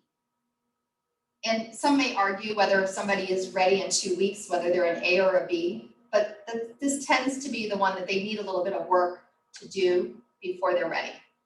And then there's the C, able, ready, and willing to do business, but it's going to be a couple of months before that actually happens. And having them labeled appropriately, and in the system, there are things like that they're active, that you're in a consultation mode. There's a few different ways to do that. You also may have it that you tag them A, B, C. Oops. So I wanted to, let me just go over what that conversation would be if it were to be a seller and that seller were 2 weeks out. So let's say you call your database. You're calling your database and you talk to someone and they actually say, which here we are in February. So somebody that's looking at buying or selling a month or two from now is very possible, because things start to happen with people's life. There's in places outside of Florida, we have what's called the spring market. Well, it's not quite there yet, but once we start in March, there are people that are looking at selling in the March, April, so that they can move during the summer because of school systems is a very, very common, well, and sometimes for weather purposes too. It's really hard up north to move with like 10 inches of snow. So it's not uncommon for you to have a spring market, which turns into a sale that's right before summer or in the summer. just how they think. They're removing our staging, so we just sold a house in Canada. And Okay, this whole week's been minus 27 Fahrenheit, minus. minus And I was like, well, they can do, 27 I'll- degrees. so I was, you guys can leave the furniture and then get it next week because the cold spell breaks by the end of next week. Okay, They're like, no, it's fine, we'll do it. because they're used, that's what they Hey, do. that's what they do. I was like, oh, good luck, that's gonna suck getting all this stuff out. Because It does. I've helped install new clinics at minus 18 with gloves and everything, and it's not pleasant. Wow. You literally burn, it's not, Yeah, it you can burns have more it- than the sun. And we don't exactly have that here in No, I know. Florida. We do have heat and we also do have rainy season, which makes it a challenge. Photos and things like that is definitely something to take into consideration, but it typically is not something that delays for any significant time. Whatever is happening is not significant. Doesn't last. But up north, it can be. So if I were to talk to someone and that person were to say that, well, yeah, we actually had really decided that we were going to sell. We know that houses are selling really quick and at very high prices. And we had been wanting to move, let's say closer to the beach. So let's say they're local. They live in Lakewood Ranch, but they have always wanted to, and they have something happening in their life that they have need for a smaller place. So selling what they have and moving closer to the beach. That's a possibility for you to have both sides of that. And so if that happened, this is probably what I would say. These are people from your database, so you know them, but basically it's Mr. and Mrs. Seller. So if you are thinking of selling in, let's say, 2 months from now, to then, of course, be able to close close to the time that school ends or whatever that date is, what kinds of things do you think that you need to be doing now to make sure that your home has that perfect picture taken for us to put it on the MLS? And so they might say something like, well, we wanted, we haven't painted in a few years. We want to make sure that we paint, at least the main rooms. So, okay. So something that I do with my sellers, and if you haven't done this before, then it becomes something that we do with our sellers, is to really put together what that plan looks like, because there are a lot of things that we do prior to a home ever being listed. And I'd love to sit down with you, whether it's over on video chat or that I come over, and us to really put together what that plan would be like. Because believe it or not, we have buyers that are not ready to buy today, but they're looking at buying, just like I'm talking to you that you're thinking of selling in 2 or 3 months. I have buyers, or we have buyers that are thinking of buying in 2 or 3 months. And sometimes we're able to put those things together to where really we're able to sell your house in the first week. And I know that you're seeing that homes are selling really, really quick. That's only part of it. We want to make sure that they sell really, really quick and you also get the most amount of money. So those bidding wars that you hear about from time to time, a lot of those happen because we've done things to prep those buyers ready the moment that you're ready to put it on the market. And I'd love to make sure that we have a plan that would allow us to have that pent up energy and possibly get you a higher price than you would by doing it otherwise. Something like that. So basically it's all about that prep. Now, if we're in a different type of market, let's say we're in a buyer's market. If we're in a buyer's market, then the conversation would be very similar, but it might be more about the advertising that we do with buyers, ensuring that they are already knowing about properties that are coming to the market. Because in the market that we have, again, if we're in a buyer's market, it sometimes takes 3 months for a house to sell. Well, if you're working with some buyers that aren't ready yet, you're taking up even before it ever gets listed, that 3 months that it takes to buy, to bringing it to when it's first on the market. So it's just things that we can do as agents to start to pull in a database of buyers and or sellers to match up depending on the market so that we can bring them to. And it doesn't always happen that it's our client. Sometimes we're matching because we know other agents in the area. So in my neighborhood, because I've sold a few properties and I've also had buyers and have bought a few properties, I know agents that work in my neighborhood. So if I had something that was coming, I may, as long as I'm protected and have a listing agreement signed, I may give them information, all within the legal ramification that we're allowed to do. So be sure that you follow all of your guidelines. But I might be able to make sure that I know things that are happening coming up, and the same thing on my side, that I might be able to share that. Again, double check to see what you're allowed to do. We have to be kind of cautious because we can't do these coming soons, but I can share with another agent and let them know, it's like, listen, as soon as you have anything that's coming up that hits the market, of course, I'll be checking the MLS, but I do have, just so you know, I do have 3 people that are looking to get into this neighborhood. And those are things to know. Okay. How we convert them and put them into the part that they are a B, or C seller is the conversion part. So we ideally, somebody who is a few months out, that's that C seller, we're moving them into the A seller is the idea. Now, whether it's a matter of encouraging them to sell now because prices are so high, that might be what ends up happening. It also could be that you're just riding their time frame and going from a C to an A. Could be that too. It is important to pre-qualify the sellers. And the part that I want to add to that is ensuring that you go over what's going to happen when they actually sell. So the pre-qualifying the sellers is sometimes people have this idea that they're testing the market. They love the idea of putting it on the market, but the reality of when they actually get a contract, are they prepared for the next steps? So I did mention that I have a seller that absolutely freaked out. There's a lot of things happening with this particular seller, and they ended up that they can't sell at this moment. And how we can have that happen less, whether it's a buyer or a seller, about that pre-qualifying, is really going over what the process is going to be like and ensuring that they are as prepared as possible. And hopefully you don't have a speed bump that turns into a mountain which you can't overcome. However, the idea is so that they are truly prepared.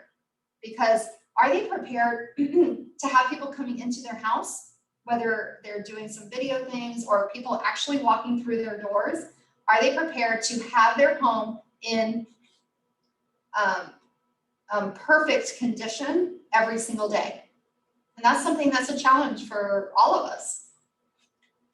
So going through the process is one of the things that's probably going to help you the most. Need to know that they are ready. If they get a contract today and have a closing date 30 days from now, are they actually able to close? Do you have a question? No, I was just, when you were talking about this, I was just thinking, the last 2 months I've been going to all the new construction sites. And I was just thinking the sellers, there's not a lot of sellers necessarily. There are some sellers in some of these new construction sites, but also my mind was just floating to the buyers, how you actually link up with the new construction agents and the buyers. So my mind was just floating to that. But we can talk about that later. Yeah. I like that sometime. So the pre-qualifying, as I mentioned before, it's understanding what their motivation is.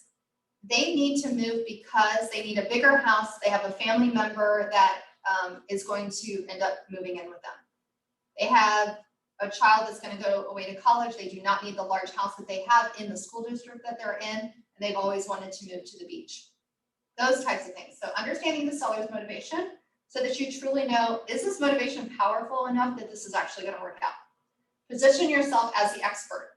So whether it's you yourself knowing everything that you need to know about selling that particular house, or knowing that you have people and resources behind you to make sure that everything that you need to sell that home, you have at your fingertips. So your expertise is not that you're going to know everything, it's that you know who to ask or where to go. Of course, there is the winning the listing. So they need to trust you. And when when we go over things about like the language of real estate and the scripts that we go over, there is a lot about, as you have this conversation with them, the conversation is in a pattern of speech that you already have that listing. So this is what we do. When we are getting prepared for selling your home, these are the things that I'd like for you to be doing.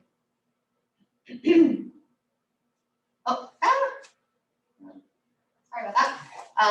Allow you to price the home to sell for the most amount of money in the shortest amount of time. So I do want a clarification on this particular point. When you go over your CMAs, and we have CMA classes, so make sure that whether you're watching the video that we've done a few times or coming to a class, that there are classes that come up quite frequently, that you understand a price range, and it is a science, and yet there are things that happen that can make some changes. Every time a house sells, every time a house comes on the market in that neighborhood, your price can be affected. So ensuring that you understand what a price for selling that home is. The way that I've been taught, and I do want to encourage you, is that the buy-in is from the seller, that they have agreed to that price or that they have even come up with it. And so if you do your CMA in such a way that you give them the comps and you are showing them basically mathematically where they should be approximately, both of you should feel the same way. We do have the sellers that are, yeah, but my home is so special. We all think that our homes are special. And a lot of our homes are very similar to a lot of other houses. It's just a normal way the sellers think. And then properly set the seller's expectation, allowing to create a great customer experience. You want them to feel that you have done a better job than any other person that could possibly have sold their home. And that is between what you have, your experience in your previous life, or what you just continuously learn. And I believe that we are going to have a customer experience class next month. It is called the customer experience. I know that we were looking at having that in March. So be on the lookout for it. I'm sure it's recorded out there if you were to go into Keller Williams University and connect to all of the database. There's probably somebody that has done it. It is a long class. It's an all-day class. However, there may be a recording of the whole thing, and if not, some pieces of it, but the material is definitely in there. And a lot of us just really know great customer service when we see it. Well, how does that relate to real estate? So in your text for this class, there are these checklists, there's questionnaires, and in this case, there are those pre-listing questionnaires. So this, at this point, this is a matter of that the seller has said that they are looking at selling.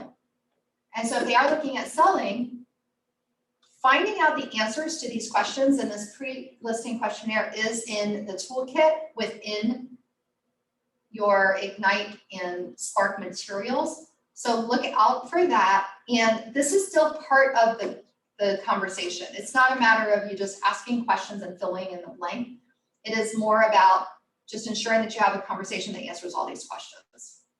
So the pre-listing questionnaire is something for you to internalize, so that if you are at an open house or you are at a party or you're talking to someone and you're able to capture a lot of this information really just from that conversation. So how we pre-qualify those sellers, how we pre-qualify those sellers would sound something like this. So you mentioned that it's important that you're thinking of selling and moving over to the closer to the beach. When you do that, when you sell this home, is that something that you would be able to do from the sale of this purchase, or will that be a second home? So let's say they say, well, no, we need to sell this house to actually make that all happen. Is that something that you're going to buy outright from the sale of this property, or are you going to need to have like a lender involved? I have some people that I could definitely recommend you to. So they might say, well, yeah, we're gonna have some of the proceeds, but we are gonna do a mortgage too. Money is so cheap right now, why wouldn't we get a mortgage on that home as well? So great. Because we are looking at doing this in a few months, maybe want to actually talk to those coming up pretty soon so that you really know what the plan is and you understand where the where we want to be looking at from a price range perspective. So those are the types of things that we do. But that pre-qualifying, really, if you go back to that list, it gives you all really everything that you're looking for and how you can possibly fill that out. So I want to just show you, and I'm doing this for the online portion so that this is recorded properly. I'm going to also show you, I'm going to show you where the listing presentation. Have you by chance seen the listing presentation in the system? Ah. Oops.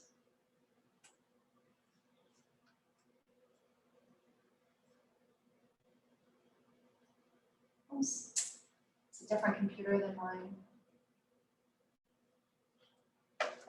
Okay. So we have listing presentations in Command. So if you see this, I'm just going to Command. And if you go to the design section, which is over here with a little paintbrush, you can do this a few different ways, but if you just click on the plus button, by the way, there's a lot of things that I have here that I have created that are templates for myself.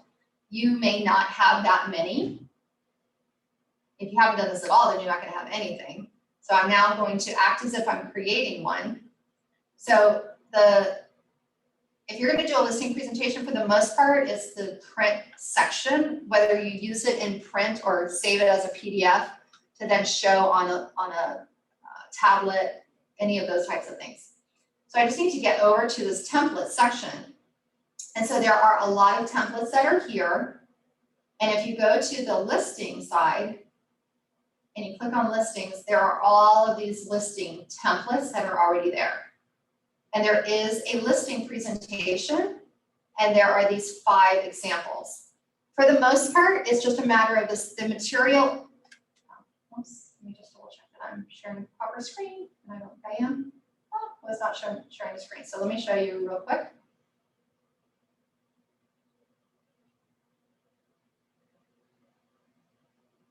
So let me back up just a second to show you a little bit.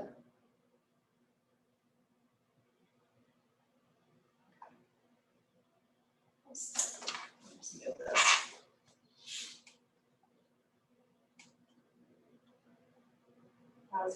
So if I'm here, I then go to Command, I go to Designs,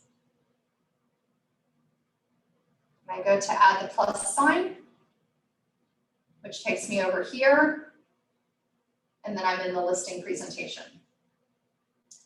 So the listing presentation then, make sure I'm showing that thing, yeah.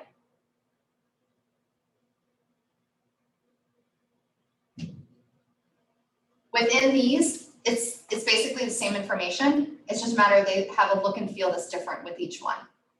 So let's say that I really like this one. It's fairly classical. The neighborhoods that I'm probably going to be doing a lot of in, especially Lakewood Ranch, are going to have kitchens that kind of look like this. So this might, or dining rooms that look like this. So this might be the presentation that I choose. If you like the other one that's very modern and just kind of simple and it just has the plain information, great, use that. There are dozens that are out there that you could just type in real estate listing presentation and see lots of samples and take from that, as long as you're able to for copyright purposes. There's information there. Realtor.com and Zillow have listing presentations too. They're just heavier on the advertising through Realtor.com and Zillow. However, you are a member of them and they're absolutely free for you to use. So if you like a chart there, because it's really nice, then you can use that. Yeah, just plug it in. So this has a ton of pages. I want to say a ton. I don't know. I want to say it's like 20 pages. But you can see there's all of these. And all you need to do is pick the pages that you want. And as you pick those pages, you can make adjustments to them. So within those pages, there are neighborhood information. There is a place for you to create the comps. You can put those in there. As a form of being easy, there is a way in the MLS to create a sheet that kind of looks like this, that you may just use the MLS and use that page. There's no reason for you to copy and paste and copy text and all of that. That just may not be the most time efficient way to do things.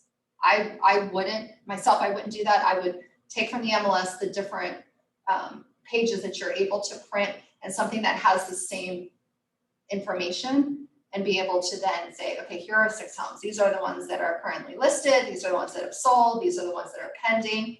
And here's a graph also from a price perspective of what the average price point is for a home like this, those types of things. And that's already there. However, if you wanted to, you absolutely could go and use any of these. And so there's lots of pages about that. There's also pages, a page about. Would you mean if you have your listing, just take it out of the MLS and just add it to here? Is that what you said? You can Is take that those what you meant? take those pages that I just showed you, so Yeah, like this this- page, Yeah, as an example, and there's a few of them. Here are, like, these are the ones that are most like yours. Yeah. In MLS, there are some pages that have like, I wanna say it's like called 5 Up, I think, and it's like a consumer 5 Up, I think is what it might be titled. And that shows like a few pictures and the property, and then has a little bit of a description on it, Yeah. or maybe 3 Up. And then I might do a couple of those types of pages. Yeah, because the copying and, it just takes so much time and you so don't you're need saying it. Command can pull that information too, same as MLS? Yeah. Okay. And then you can add it here Yeah, that's what I'm. and create Okay, your got it. page. Now, if you're doing this in print, that you're going somewhere and you have a folder that you're using and all that, then you can do it that way. If you're gonna save it as like a PDF and then showcase it in a tablet form, there are ways that you can bind pages on PDF. You can actually use you can use DocuSign to combine pages. That's the way that I do it, and we already have that system. But there's also, you could buy a PDF converter type of software, whatever works for you.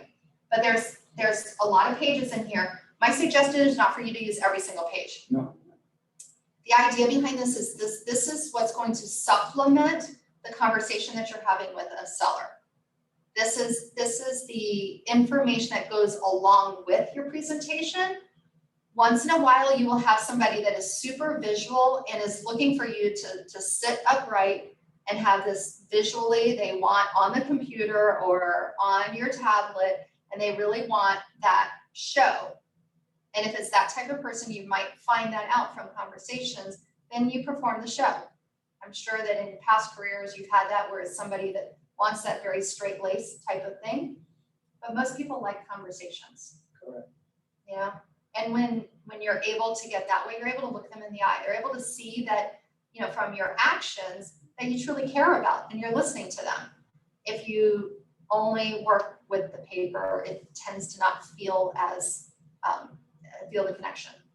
Yeah, it's a little bit tougher. So we just have a few more things to make sure that we go over. But that listing presentation, you do need to work on that in short order to make sure that you have it, because you could very well, if you're doing an open house this weekend or in the near future, you might talk to someone. Wouldn't it be great you talk to someone and then you end up that you're going to be able to meet with them for coffee that next morning and you have this prepared. Sure, you might add some stuff to it. You don't want to have to start from scratch. That's exhausting, and the pressure, and we all have other things that are happening in our world that make that a challenge. And I'm not good at 10 o'clock at night working on something. I mean, I do things and I clean things up and make sure that I respond to people like I did with you, that I didn't miss anything. But if I had to create a listing presentation from scratch at 10 o'clock at night, that would not be the prettiest or best listing presentation. So I mentioned earlier today, and if you have your listing presentation created and you're ready for it, then it's a matter of practicing that listing presentation. And when we say practice, this isn't like you're acting it out. However, if you want to do it that way, you can definitely do that. You need to get familiar with all of the pages. So What we do is with that partner system is just a matter of two people, whether you're doing it virtually, in person, virtually or in person, that you truly go through all of the information that's in the listing presentation that you've created so that you're comfortable with it. And how do you explain pricing? How do you explain your marketing plan? If you look at it for the first time, the day before you're doing a listing presentation, I mean, that's not gonna help you. And then you're gonna start to see it's like, oh boy, well, do I have a photographer? Do I have a stager? You know, if that's the road that you want to go as far as staging. Do you have cleaning people? Sometimes you know, someone needs to have it professionally cleaned and they don't have time for it. So fortunately, you can always lean on us because we do have those people. However, for you, you want to have that prepared so that when they do say, it's like, yeah, we really don't have time. Is there any way, do you know anyone that could come in and do a deep cleaning so that we just don't have to worry about that? You don't want it to be like, okay, let me get back to you. It's a lot better to, sure, give it to them by sharing their contact information. That's a little bit easier, a lot easier. Okay, questions? What do you got?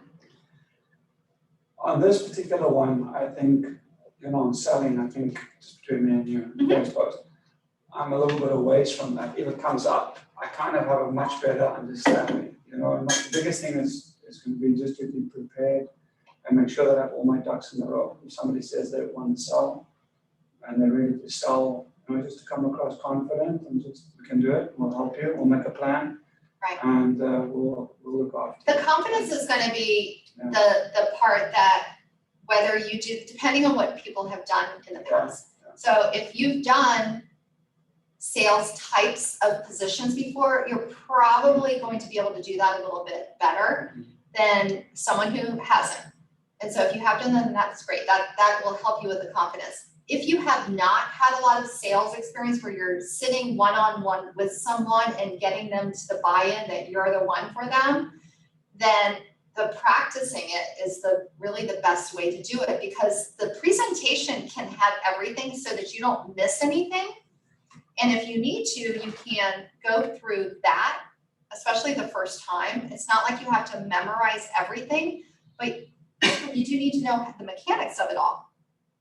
And that's where between practicing it and also knowing that you have us behind you, that you can, whether you need someone to go with you, because that can happen, or that you have someone who is, that you refer the business to, that might sometimes location-wise, it just makes more sense.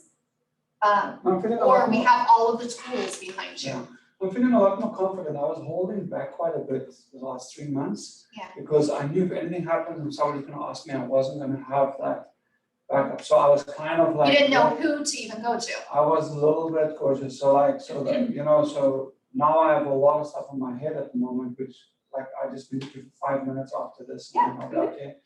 But I'm not concerned about any of this stuff. Yeah. Yeah, so I'm just like, you know, I just need to get this stuff now. Like, so I'm not concerned about it. And the selling part to me and the talking part and the sales part, that's You the know easy that, part, you've yeah. done that for such a Yeah, long and you time. know, for me, the biggest thing is just to make the people feel comfortable Yeah. with me.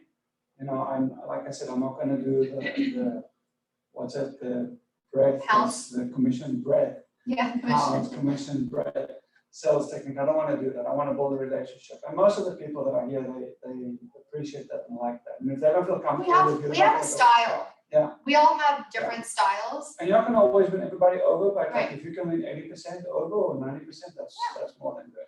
Well, and most of the time, whatever their personality style is, if they see that we care, Yeah. if they start to understand that we do care about the outcome of this, and we have the tools or we have the knowledge ourselves that we can make all that happen, Yeah. that's gonna be most of it. That's gonna be most of it. So the pouncing, the aggressiveness, if it's well placed, it might service you well, especially on the sales side. Mhm. However, they can't feel that Correct. you're being aggressive with them personally. Yeah. They want you to be aggressive. if you're working with a seller, they want you to get them the most amount of money. And if you are coming across as someone who doesn't have the confidence or To get the that, knowledge to have that happen, then that's how you may not, correct, yeah, that may not work. Also on the buy side wants you to feel, the buyer wants to feel like you are protecting them and that you're making sure that every dollar that they're spending is appropriate. That while yes, we are in a market that people are paying more money than they probably should in some correct, yeah, cases. yeah. If the buyers feel like they're making that decision because it's kind of what they have to do, but you're still protecting them along the way as much as possible, that's what they want to do, that you're taking care of them. Everywhere you can, where are you taking care of them? Correct. And that's one of the things. So I appreciate that that's something that you're taking away from that, and that you're starting to feel that you have people to come to. Yeah, that's gonna be the biggest thing for me is once, like I'm a little bit away from doing the stuff that I want to do, which I see, but I'm feeling a lot more confident. So when I go out there now, then I can be a little bit more assertive of pushing my way than I'm used to pushing. Before I wasn't really pushing the last 3 months because I was kind of like, I was almost scared shitless. I get somebody who wants to sell the house. Yeah, it's like, And I was like, okay, and what then do I especially because do? no one's being out there far, and I was like, And that so hesitation. I was more nervous about that than anything else. Well, something that happens with that though is because, and you'll hear, I hope that you hear me over and over again. If something comes up, know that you have people behind you, Yes, yeah. or you Yeah. can take someone with you if you need to, because I don't want an agent to have the feeling like, No. well, I don't know how to do that, so I'm gonna back away. Yeah. Because somebody else is And gonna sell that house. And that's how I was kind of Yeah. like being the last 3 months. Mhm. But like, I mean, that's gonna change now. So I was like holding back a little bit, just getting to know things. And I said to my wife, I need to make a change now, because if I can't do this another month, because I'm just floating like a leaf in the air, like, I'm just, which is not good. And I think, initially before, I met a couple of brokers, I was a little bit skeptical about the Keller Williams system, just because I initially was a bit more under the impression it was like a pyramid system or pyramid scheme, which everybody always thinks. A lot of people say that. But the thing is, I actually like the system. Now that I understand it, I like it because it's in everybody's best interest to help everybody. Yeah. And I like that. And I'm all about sharing the love. Like even in Canada, like I don't mind sharing money to make money and to help people. And at the end of the day, my reps were very successful. We had over 14, 16 million a year in medical sales because my reps did well. I looked good. Yeah. So it was, and I, tried to give them the tools and help them to be successful. And I think it's kind of what they do here. Everybody makes a little bit, gets a little bit. You don't have to be greedy, Right. And then you can push ahead and make your money over a period of time. Because if you're consistent and you do in it the whole time and you legit, it will happen. It might not happen in the first year, but it might happen in the 2 years. Consistency is really key in this business.